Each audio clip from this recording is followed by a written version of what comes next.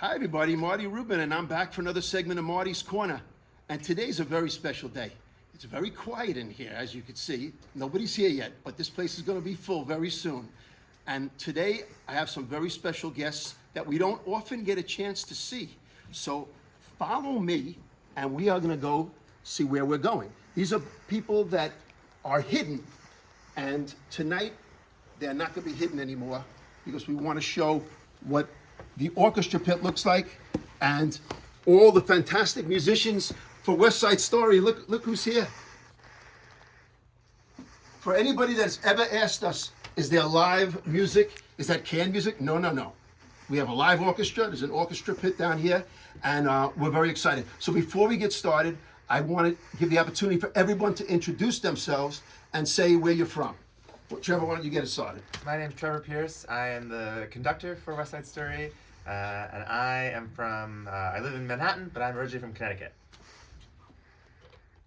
Pete Averso. I play bass at the Argyle Theater, and I'm from East Meadow. I'm Jenna Thomas. I play tenor trombone and bass trombone, and I'm from Seaford. Andrew Warren. I play drums and percussion, and I'm from East Northport.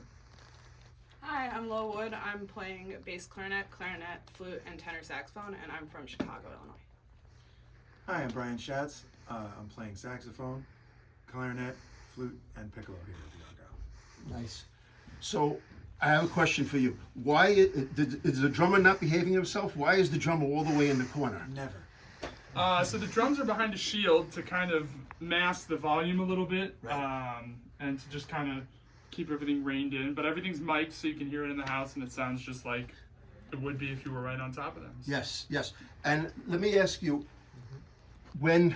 how do you work the synchronization of the actors singing and the music playing?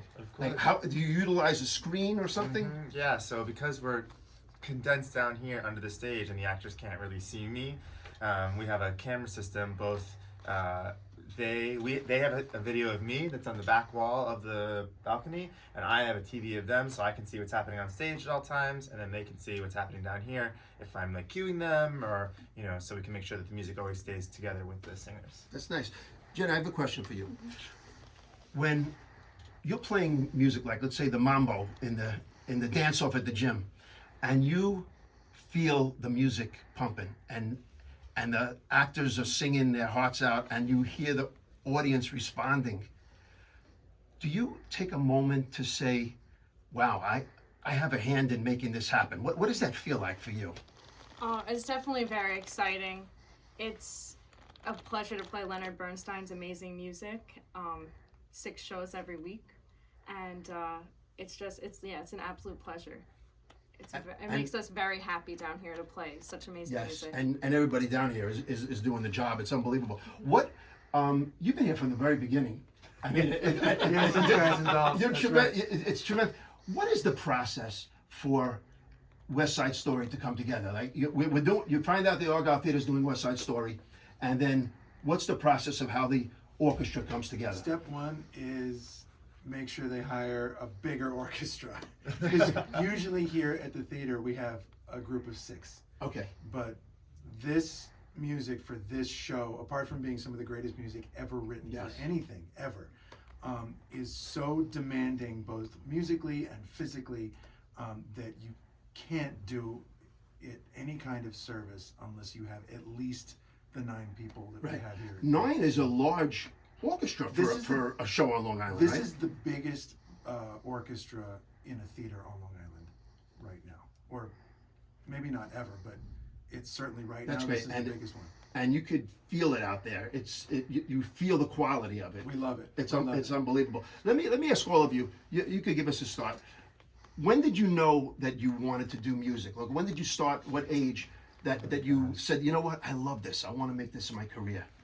Honestly, I learned how to play the piano because my best friend, when I was a kid, played the piano, and I was jealous that he could do something that I couldn't do.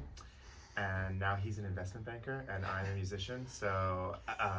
He might have a little more money than you, yeah, right? I'm not really sure who won out there, but yeah, it's like always been in my blood, and I think I came into music like through theater a little bit. You know, I come from like a more like storytelling place than a lot of people come into pit musician from being like classical musicians. Right. And both are valid paths, but I love the way that like music affects people in ways that they don't understand. Yes. You know, they hear something and they're moved and they don't know why, and I love knowing that we know why Yes. they're being moved, and we know how to impact people. It's using nice. this. Anybody else want to take it? Why you got into? Let's go back to the drummer in the back there. So I come from a very musical family. So when I was young, my parents always took me to Broadway shows, and they're teachers, so they directed shows at their schools and things like that. So I was always around music as a kid. My mom's an opera singer, my sister's an opera singer, so it just they got me lessons as a young kid, and I just said I want to play music, whatever it is, and going to shows made me decide I want to play shows, I want to get to Broadway someday and do that. So my parents are a big thanks for that. And drum sets cost a lot of money too, right? Yeah, So big your investment. parents were nice. What else? How about you? When did you decide you wanted to get involved with music? At least for me, I don't think I ever had a real moment that I decided. I will say that I was a delightfully unremarkable child before I found music. I completely And look what average. music did for you, right? I'm serious, bad at sports the whole nine. So it was kind of one of those things that were, when I started playing saxophone originally, there was this element, I came from the jazz idiom, and there's a lot of improvisation, just a collective experience. And I know for me, besides the fact that was the moment I stopped being, an unremarkable child, as I put it, everything kind of made sense from that point. Did it give you confidence? Oh, absolutely. It was one of those things where there just wasn't a question about what I was going to do next, Yes. which is why there wasn't that moment. Yeah, I just really fell in love with the idea of being part of a collective experience, which is what's so fun It's with a West team. Side. You are all a team down here, and it's you need each other's. So it's great. That's great. How about you, Jen? What did you experience growing up? I actually started on the trumpet first when I was going into 3rd grade, so the summer before, and I was pretty good on the trumpet, but then following year I switched to trombone, and I just felt like it just clicked for me way better. After that, I also started to play the French horn as well, so I kind of played multiple instruments for my whole upbringing, kind of led me to become a music teacher. I'm a band director, Yes. and as well as to continue as a performer. That's great. That's great. By the way, I took 3 years of trumpet lessons in middle Oh, school. yeah. So if ever you can't make it one night, I'm ready. I'm ready. I'm ready. Who else? What was your experience growing up? My experience growing up was my mother made me pick an instrument in the 7th grade. She said, And now you thank her every day, right? maybe not every day, but every chance I get. She made me pick an instrument, and I picked the clarinet, and I eventually kind of decided I kind of liked it a little bit. Right. And then, especially when I got to college, I was studying with Laurie Friedman at Hofstra University, and she showed me everything I know. Yes. And I actually just saw her today. But that was an amazing Well, tell Lori to experience. watch Marty's Corner. I all will. right? Oh, I will. I'll send it to her. And from there, I started doing some shows here around here, and now I play here at the Argyle. I play on Broadway, and I teach in the Syosset school system. And we love that you're here. That's Yeah, great. it's great to be here. And what was your experience growing up? My grandfather played piano. My dad played accordion, actually, and he also played piano, but he was completely self-taught. So when he would learn a song, he would get the music and he would actually count every ledger line. Okay, that's an E. Okay, that's a C. And it would take him hours to learn a piece of music. So between that and his ear, he'd figure out how to play Aladdin or whatever song he wanted to play. Right. So I'd always go down there and I'd say, "Hey, Dad, can you show me how to play piano?" And he was like, "Not really." It's like, okay. He's like, "Well, you just listen to the song. You'll pick it up by ear." So I did eventually start to do that, and then I gravitated towards guitar and then bass eventually. Yeah. Well, it's been great. I would love, and our listeners would love, if you all would play a number Of from course. the show, so that everybody can get a chance to see what fantastic performers you are down here. That's number So, one. Take it Number away. one, yeah. Take it away. A little bit of the beginning. How about that, right? All ready? A 1, 2, 1, 2.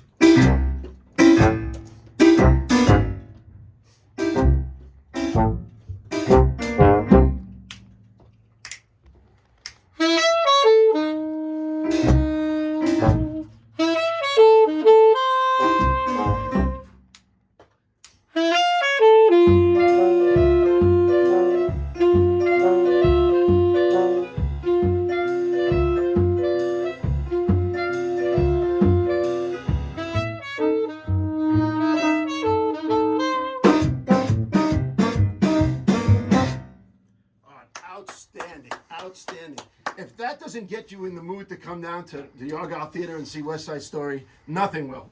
So thank you so much for being on Marty's Corner. We're playing straight through. We go Wednesday to Sunday, April 2nd. Come on down and give some love when you come down to the orchestra pit, point down here and say, that was awesome. So thanks again. We can't wait to see you at the Argyle Theater.